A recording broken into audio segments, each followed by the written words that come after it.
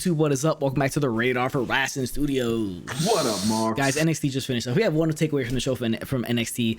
NXT pretty much this week was just building to the massive show they have next week. It's pretty interesting. A couple interesting things. There's a lot of rumors out there about NXT moving nights. I think they're going to put this into storyline fashion. I think they started that fashion tonight with the William Regal thing. That's our takeaway from the show when we get to William Regal, because we did have an Adam Pearce sighting on NXT. He's now officially like showing up on all three brands. The man, the hardest working man in WWE. I don't know how much he's getting paid to do this stuff. It must be an exorbitant amount of money they're paying him to be on every single show. But yeah, let's get into it. We got a couple things to get over. We're gonna go over with NXT.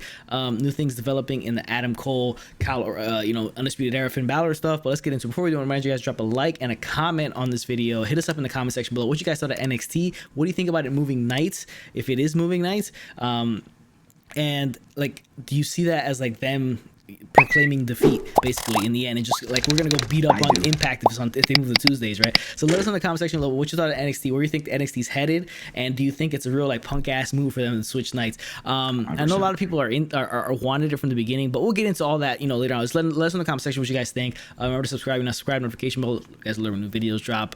Social media, all that stuff. Let's get right into it. NXT started off.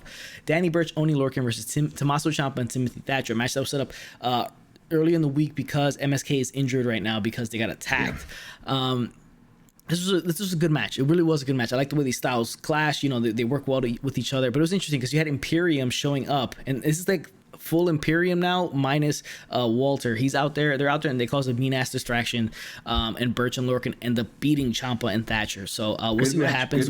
Yeah, we'll see what happens when. I kind of had a feeling Walter's going to show up and just get straight in Finn's face. We'll see if Finn is still champion by then. But yeah, Imperium, three of them out there, and they're causing issues, and they have former history with Timothy Thatcher. So we'll see where that goes. Ciampa too would be interesting too if you throw Walter. There's Walter with Ciampa carrying cross Finn Balor.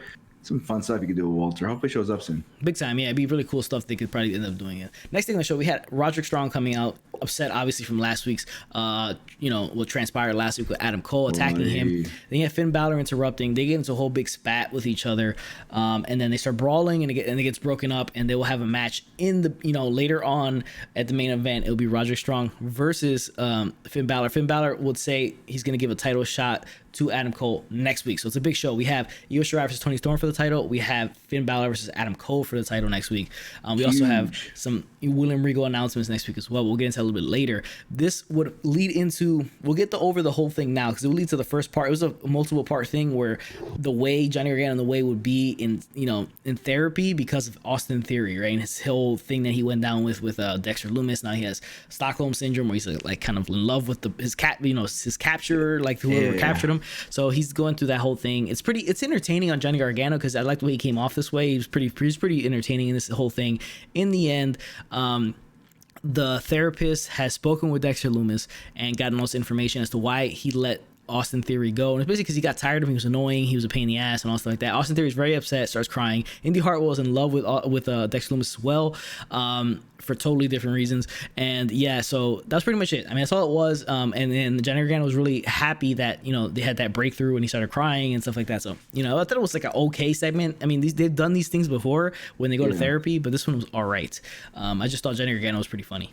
Yeah, I mean, Gargano's really stealing the show. Hopefully the other guys in the group kind of, follow suit. Come on, guys, step it up. True that. Next thing on the show was Ember Moon with Shotzi Blackheart taking on Aaliyah with Jessica Mee and Robert Stone. Ember Moon gets the win here. Not much to say. It's just continuation of this going on, and they keep getting wins. Ember Moon and Shotzi Blackheart. I would like to see this team as a tag team champs. To be honest with you, I like them as a team. It'd be pretty cool. I like the way they come on the tank together. I think it's cool stuff. I mean, I like it. I enjoy it. We get a vignette later on about Io Shirai and Toni Storm. We know that's going to happen.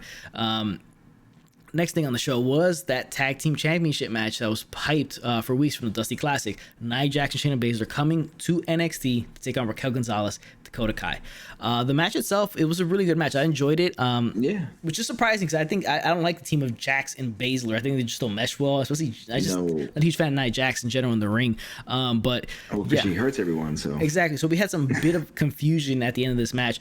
At the end, Gonzalez is actually just tagged in, but she attacks Nia Jax on the apron, knocking out the ref in the process. Then you have the Kirifuda clutch being put on by Shayna Baszler on Dakota Kai with no referee. Then here comes Adam Pearce. Adam Pearce, the man who's shown up at least once on every Raw and SmackDown for the last 6 to 8 months. Has now shown up on NXT. He, for some reason, comes out and calls out a WWE referee, right? Because technically it's different. So the guy has WWE logo instead of an NXT logo. He comes into the ring and then, calls off the match, giving the win to Baszler and Jax because Dakota Kai is not the legal superstar. It's Raquel Gonzalez. That's Adam Pearce. Wait a minute. Baszler and Jax because Dakota Kai is knocked out. I don't know, so that caused like some type of confusion, right? Because it's the same damn company, right? So like referees the same thing, but what the hell is Adam Pearce doing there to begin with? I have no idea. Then you would see Adam Pearce, and so Jackson Baszler hold on to the titles. We'll see if this comes of anything afterwards. They get a rematch, but you see Pearce and William Regal having a conversation in the backstage, and then you have this, which is the only takeaway of the night. You have this interview between Mackenzie Mitchell and William Regal, and William Regal says he's gonna make a massive announcement. He's gonna change the landscape forever of NXT next week. Now, with the rumors swirling and pseudo confirmation that they're moving to Tuesday nights and getting out of the whole Wednesday night war situation that they've been losing miserably since day one. This may be the announcement. I see it as maybe Adam Pearce showing up there and the WWE ref calling the match, that they may be seceding from WWE a little bit in storyline and kind of just coming off maybe like their own brand. Maybe William Regal say, I'm done. You're not going to come on my show and do this. We're going to be our own completely separate thing. No WWE involvement whatsoever. It's Triple H, it's William Regal, and it's just NXT by itself. I think that's what may happen, and they may just keep it that way so they don't get guys called up anymore.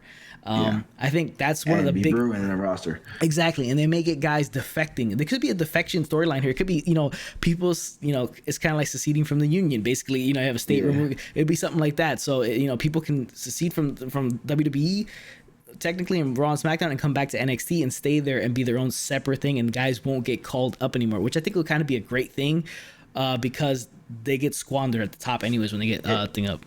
Keith Lee come back. Yeah, exactly. Now, I see the move. Honestly, I see it you acknowledging defeat. You're just kind of just calling it what it is. We can't beat them. As of right now, we don't see a way to beat them, so let's just go beat Impact's ass because, they're going to beat Impact's ass.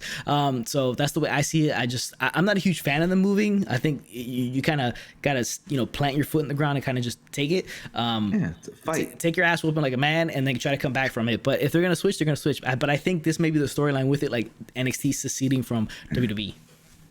Now, I'm going to say I don't think this is a WWE plan. I think this is NBC Universal's plan because now they're putting big money on the Peacock network, and they paid billions of dollars for WWE Entertainment. So I think they just kind of don't have that sting of losing the AEW on TNT. They kind of want to put them away. But I do like the fact that if they're going to do it, they're just not going to say, hey, we're moving to Tuesdays, whatever. They have a storyline behind it, yeah. Yeah, I think we've never seen it before. It's never been done before. I don't really remember anything like that where they're saying we're moving because for storyline purposes. And I think if it is some type of defection thing where they're leaving WWE, in storyline, I think that's pretty cool. I think it adds a different layer, something fun, something interesting.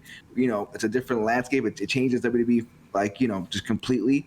And I think if they said April, there was a rumor time, which is April is basically when Peacock is going to be in its full form as a new WWE network. So I just think there's a whole landscape change going on in WWE. So it's definitely something interesting. I think it's all business. I think it's all, NBC and is calling the shots now. I mean, they paid billions of dollars for it. So, they kind of had their say in it now. That's what I think it is. But it's definitely interesting. And in the comment section, if you're a huge fan and you watch 205 Live and Main Event, is Adam Pearce on those shows too? Because my God, this guy's on every freaking show at all time. It's ridiculous. I've never seen it like in my life. He's all over the place. He's on every freaking show. Yeah. But definitely, next week's gonna be interesting. I'm excited to see what happens. And there's no way Vince McMahon, Triple H, or anybody was like, oh, you know what, we're gonna stop going against AEW. I just don't believe it because they lost 83 weeks in a row back in the day and they never gave up. So I don't see them just doing that now, especially when they're the biggest company in the world. Yeah, it has to be a network decision. Now they're on the USA Network, so that's part of NBC Universal. Yeah. Now Wednesday night used to be Hockey Night on NBC Sports Network, so that's getting rid of probably around the same time of April. Do they have it on USA now? Maybe that's why they're moving it. It's got to be a call from the top of NBC brass, kind of bringing it up. Look, either we don't want to give you the illusion that we're losing to AEW on TNT, a rival network.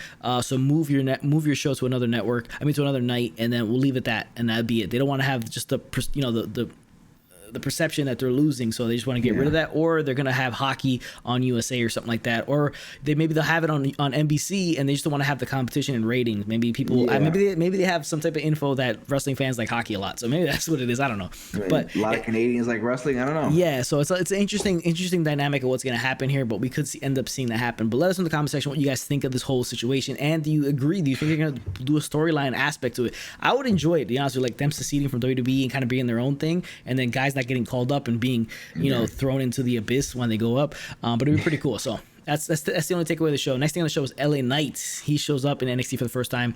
Well, since his pre-show debut, basically on Vengeance Day, he comes out. Entirely too long to step into this very ring. Stare straight down the barrel. He comes out, cuts a promo, saying he's gonna be the greatest of all time, but don't call him the GOAT, because just call him LA Knights, because he does that thing where he says LA and then goes like that night.